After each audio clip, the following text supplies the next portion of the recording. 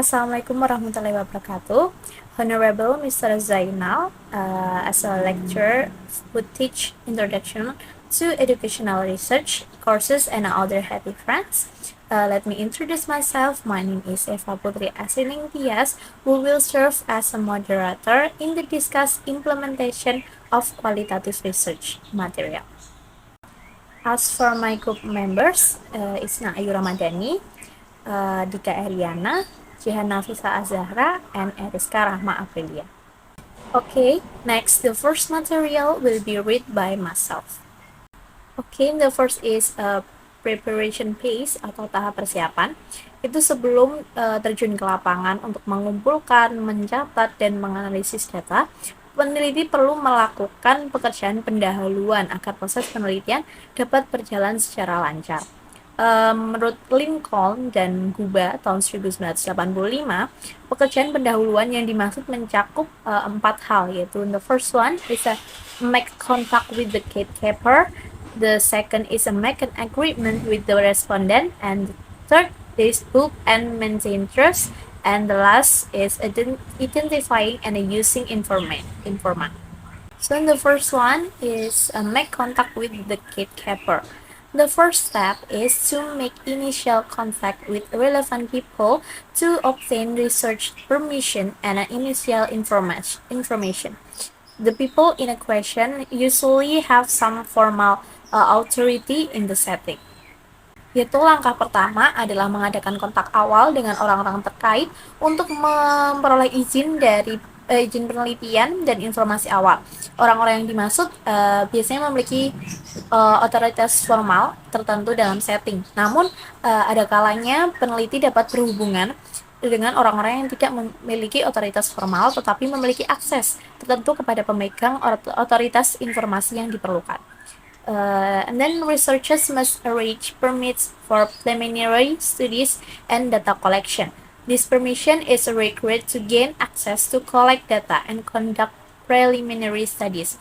The time required to process permits can take up to 30 days.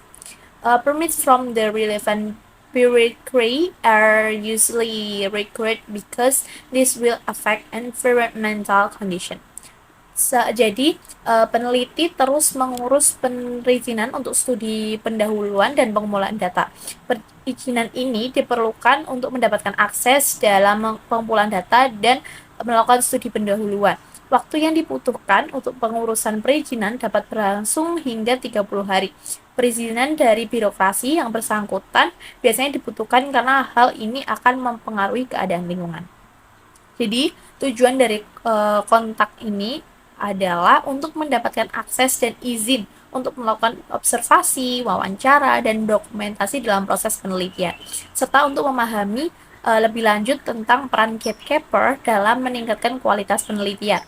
Dalam penelitian ini, gatekeeper berperan sebagai penjaga gawang yang menentukan apa yang akan dipublikasikan dan apa yang tidak, serta mempengaruhi proses komunikasi semasa secara langsung.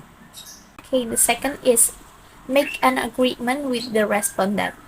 Making an agreement with the respondent means that the researcher makes an agreement with the research subject regarding the time and place to conduct the interview, even though the respondent have given their consent to what the researcher will do.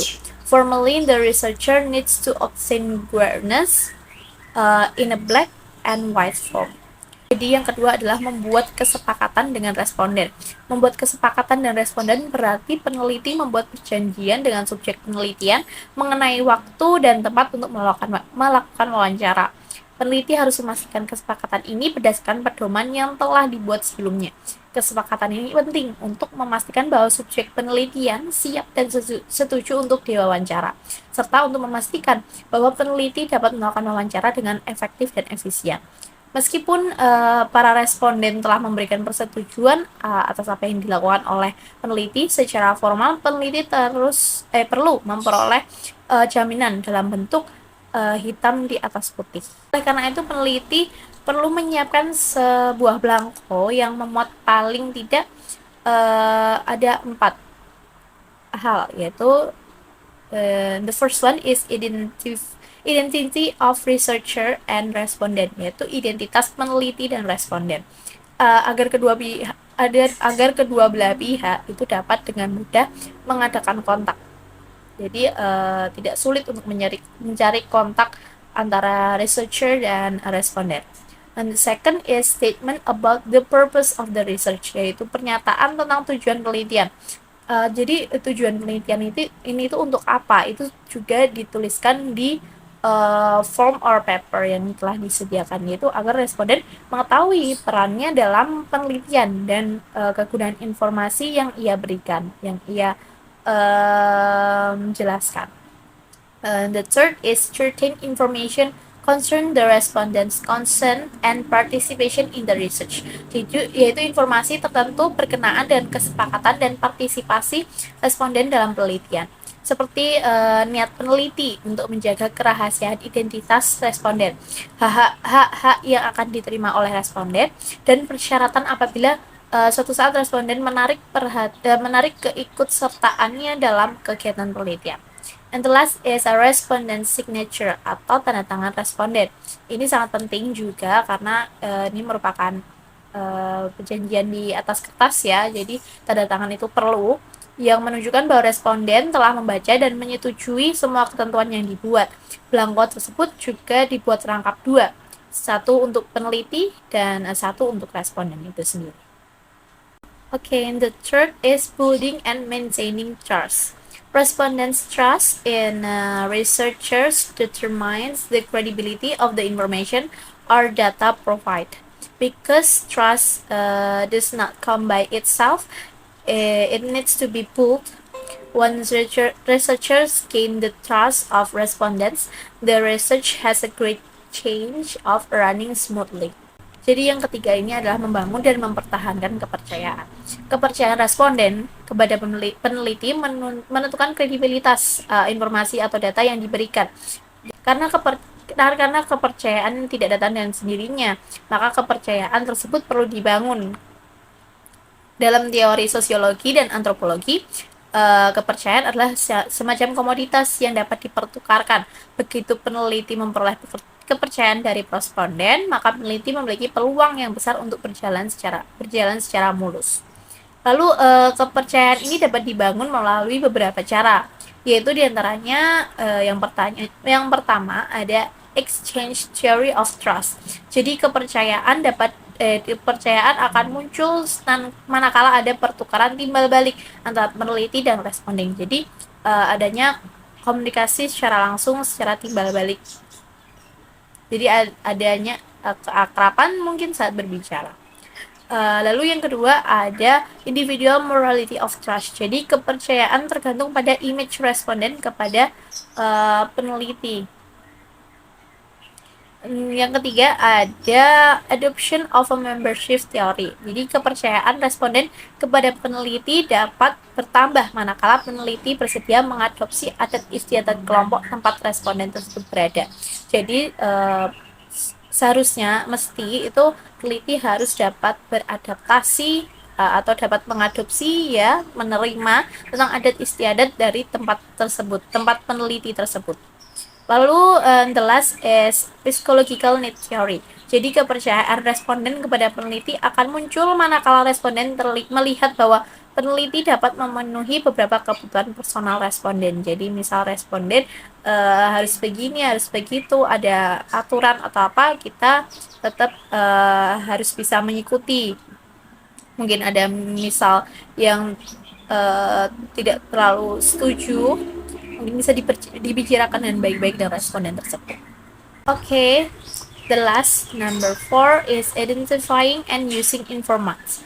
To make the work easier, researchers can use informants. A good informant is one who has legitimacy and is accepted within the group, and if necessary, can become a member of the research team, or even if informally. This informant can provide valuable information about the views, attitudes, customs, norms that characterize the setting. Jadi yang keempat adalah mengidentifikasi dan menggunakan informan. Untuk mempermudah pekerjaan, peneliti dapat menggunakan informan. Informan yang baik adalah informan yang memiliki legitimasi dan dapat diterima dalam kelompok. Dan apabila diperlukan, dapat menjadi anggota tim peneliti atau meskipun secara informal. Informan tersebut dapat memberikan informasi yang berharga tentang pandangan, sikap, adat istiadat, norma yang menjadi karakteristik setting atau dalam lapangan peneliti tersebut. Pendek kata, informan dapat menjembatani peneliti dan responden. These informants are usually select deliberately atau purposive sampling based on certain qualitative and characteristic determined by the researcher. Those who have a mastery of the information needed to answer this research problem are selected as a key informant. Researchers must develop close relationships with informants to obtain reliable and accurate information. Jadi informan ini biasanya dipilih secara sengaja atau purposive sampling berdasarkan kualitas dan karakteristik tertentu yang ditetapkan oleh peneliti. Mereka yang memiliki penguasaan informasi yang diperlukan untuk menjawab masalah peneliti ini dipilih sebagai informan kunci. Lalu peneliti harus membina hubungan akrab dengan para informan untuk memperoleh informasi yang terpercaya dan akurat. Jadi informan itu nanti juga akan percaya kepada peneliti. Kita membangun hubungan yang akrab, jadi informan dapat percaya lebih kepada peneliti. Jadi informasi yang ingin peneliti gali itu dapat bisa dapat atau diberikan. Oke, materi selanjutnya adalah data collection. Yang pertama ada observation. Observation is the process of carefully looking at a phenomenon to understand it.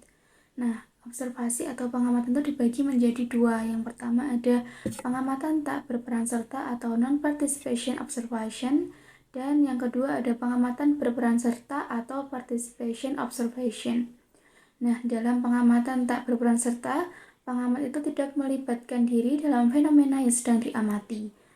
Contohnya, ketika orang itu melakukan pengamatan permainan sepak bola melalui televisi. Nah, di dalam pengamatan berperan serta, pengamat terlibat dalam fenomena yang sedang diamati. Jadi, bertolak belakang daripada pengamatan tak berperan serta. Lalu, apa yang perlu diamati? Nah, pada awal pengamatan, pengamat melakukan apa yang disebut grand tour observation atau pengamatan umum. Nah, yang perlu diamati adalah tempat, pelaku, kegiatan, benda-benda, kejadian, waktu, tujuan, dan perasaan. Nah, selanjutnya, pengamatan dapat hanya memfokuskan pada objek amatan tertentu atau miniature observation, meskipun tetap harus mempertimbangkan objek amatan secara umum. Lalu yang kedua ada interview. An interview is a purposeful dialogue used to describe current situation, recall to the past, or predict the future regarding various subjects. Nah, yang pertama dilihat dari cara wawancara dilaksanakan. Wawancara dapat dibedakan menjadi 3, yaitu wawancara standar terjadwal, wawancara standar tak terjadwal, dan wawancara tak standar. Nah, dilihat dari tingkat kesadarannya, wawancara merantang dari tingkat di mana orang yang sedang diwawancarai tidak menyadari bahwa ia sedang diwawancarai sampai dengan tingkat di mana orang tersebut menyadari bahwa ia sedang diwawancara serta memahami maksud dan isi dari wawancara tersebut. Nah, selain itu dilihat dari hubungan antara pewawancara dengan orang yang diwawancarai. Dapat dibedakan beberapa jenis hubungan dari yang bersifat permusuhan, pertemanan, sampai dengan bersifat persahabatan. Nah, prosedur yang lazim ditempuh dalam wawancara yang pertama ada menentukan siapa yang akan diwawancarai, yang kedua menyiapkan wawancara, lalu melakukan pemanasan, mengatur wawancara agar pembicaraan produktif, dan mengakhiri wawancara dengan mengemukakan pokok pikiran wawancara. Lalu yang ketiga ada data analysis. Data analysis involves the systematic process of examining, cleaning, transforming, and interpreting data to discover meaningful patterns and insights. Nah, di samping dari apa yang diamati di lapangan dan apa yang didengar dari responden, Peneliti dapat pula memperoleh informasi dari benda-benda yang menunjukkan perasaan, pengalaman, dan pengetahuan manusia. Nah, benda-benda yang dimaksud itu meliputi dokumen atau arsip seperti buku, kurikulum, memo, catatan, pendaftaran, notulen rapat, catatan pribadi siswa, satuan pelajaran, dan daftar nilai siswa. Nah, setelah dokumen itu diseleksi, benda-benda tersebut mulai diidentifikasi. Nah, pertama-tama benda-benda tersebut dikelompokkan sesuai dengan jenisnya, diduplikasi, difotokopi, difoto, dan sebagainya. Nah, kemudian masing-masing benda itu dideskripsikan berdasarkan ciri-ciri fisiknya, seperti warna, ukuran, bentuk, jumlah, kegunaan, dan lain-lain. Langkah berikutnya adalah menganalisis. Nah, sejumlah pertanyaan dapat diajukan dalam rangka analisis itu. Misalnya, siapa yang membuat benda-benda itu, kapan dan di mana membuatnya, untuk siapa, apa tujuannya, siapa yang menggunakan benda-benda itu, dan bagaimana menggunakannya. Nah, jawaban atas pertanyaan-pertanyaan di atas memungkinkan peneliti melakukan interpretasi dan evaluasi terhadap benda-benda tersebut, baik yang tersurat maupun yang tersirat. Hi everyone, I'm Janavisa Zahra, and now I will explain the next material is about the data logging. So, the data logging, each type of file not consists of a description that includes details of the observed phenomenon such as relevant event, activities, individuals, location, or documents. Researchers must record accurately what respondents say in interview using their own language. This is important because it forms the basis for data interpretations, and differences in interpretation must be traceable back to the original data. The reflection part involves the researcher's understanding, analysis, assessment, interpretation, and speculation regarding the content of the description. And this section is subjective and may include methodological analysis, ethical consideration, or other reflection relevant to the resources. Jadi, data dari ketiga teknik tersebut dicatat dalam catatan lapangan sebagai hasil dari awal penelitian. Ada 3 jenis catatan lapangan yang berdasarkan tekniknya, yaitu yang pertama ada observasi, lalu kemudian ada wawancara, dan analisis dokumen. Nah, setiap jenis catatan lapangan itu terdiri dari deskripsi yang mencangkup seperti rincian fenomena yang diamati, seperti peristiwanya, lalu aktivitasnya, dan individunya, atau bisa juga diamati dari lokasi atau dokumen yang relevan seperti itu. Nah, dalam hal ini peneliti itu harus mencatat secara akurat gitu apa yang dikatakan responden dalam wawancara dengan menggunakan bahasa dari peneliti itu sendiri. Seperti itu. Nah, hal ini itu menjadi penting karena menjadikan dasar penafsiran data. Dan perbedaan penafsiran juga dapat ditelusuri kembali ke data yang asli. Seperti itu. Lalu pada bagian refleksi itu melibatkan pemahaman, lalu ada analisis, terus penelitian, interpretasi, dan spekulasi mengenai isi dari deskripsi.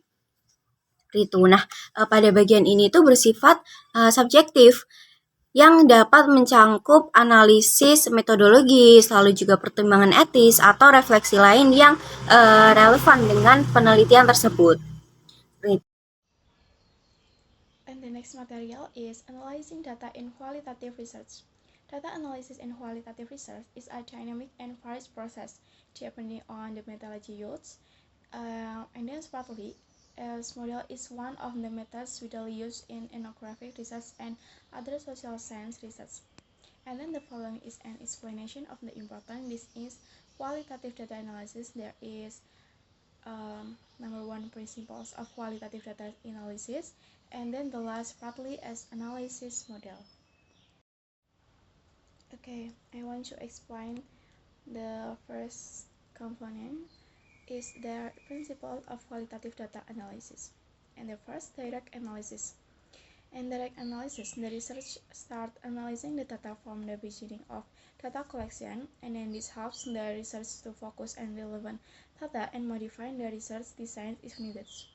And the second, interactive is qualitative data analysis involves continuous interaction between data, theory, and research findings. And the last, cyclical. Cyclical is the data analysis process is cyclical with the researchers returning to the data to confirm or revise emerging findings. Okay, in the second, found Spartley analysis model. Spartley model offers a systematic technique for analyzing qualitative data, particularly in ethnographic research. This technique consists of 4 steps. In the first, domain analysis is identifying the main concepts that appear in the data.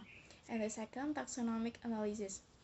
Taxonomic analysis is classifying concepts based on their relationship on attributes.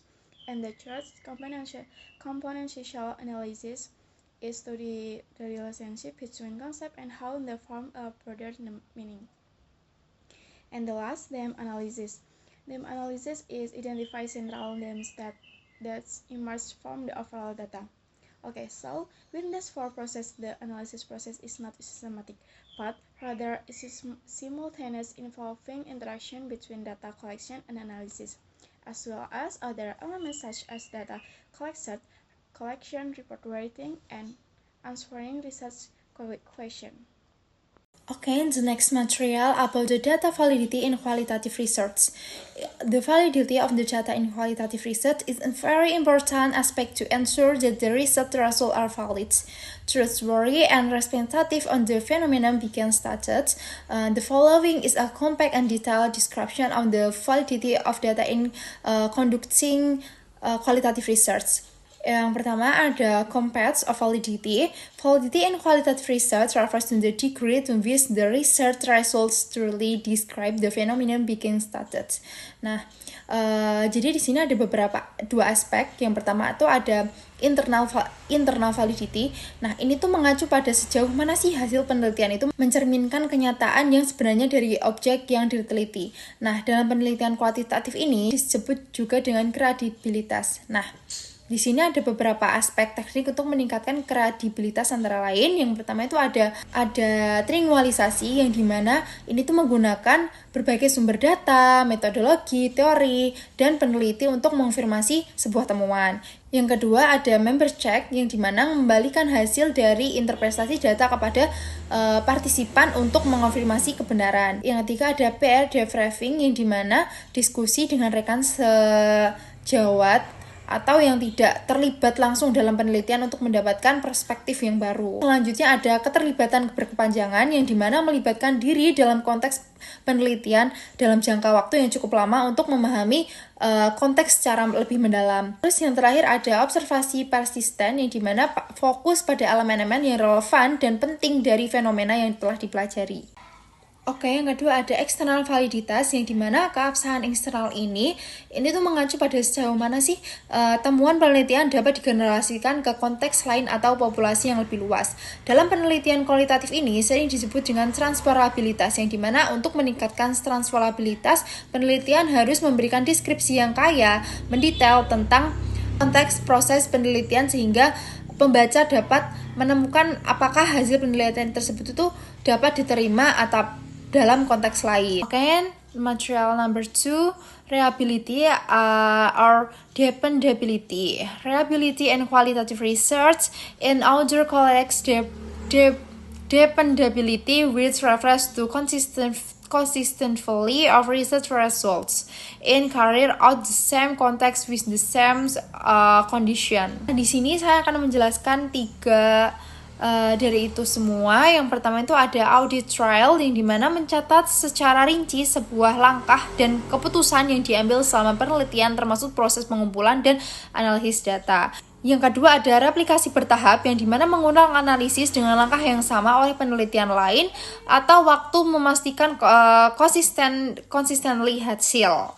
Terus yang ketiga ada strategi kode atau kode record yang dimana mengkode ulang pada waktu yang berbeda dan membandingkan hasil untuk melihat sebuah konsistennya atau hasil dari konsisten tersebut.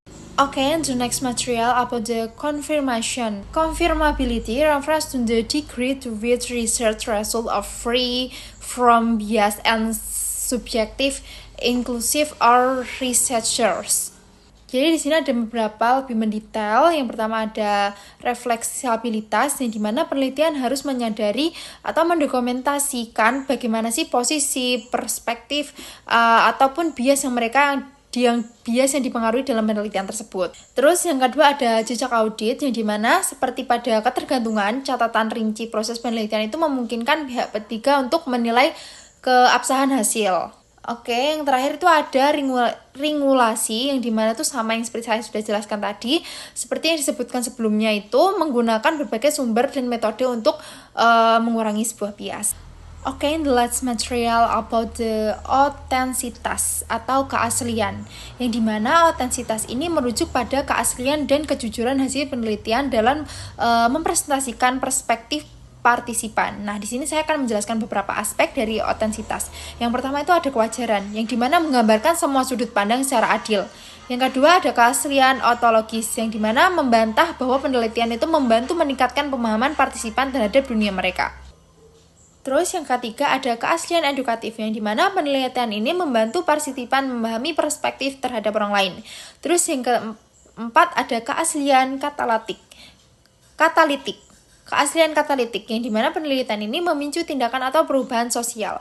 Terus yang terakhir ada keaslian taktis, yang dimana penelitian ini memperdayakan partisipan untuk mengambil sebuah dokumen. Okay, the conclusion. The conclusion of the application of qualitative research in implementation science underlines the relevance of qualitative methodologies in answering complicated questions regarding how and why best practice are implemented successfully or not. The strategies aid in describing what is happening and why, offering vital insights into the experience and decision-making process of patients and physicians. Qualitative approaches in implementation science are increasingly being used to enhance practice and problem resolution, typically in conjunction with frameworks and mixed methods designs.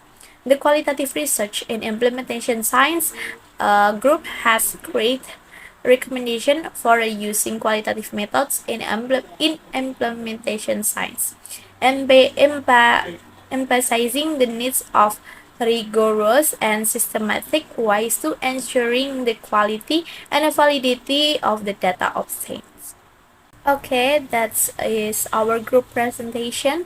As a moderator, I apologize for any shortcomings. Wassalamualaikum warahmatullahi wabarakatuh.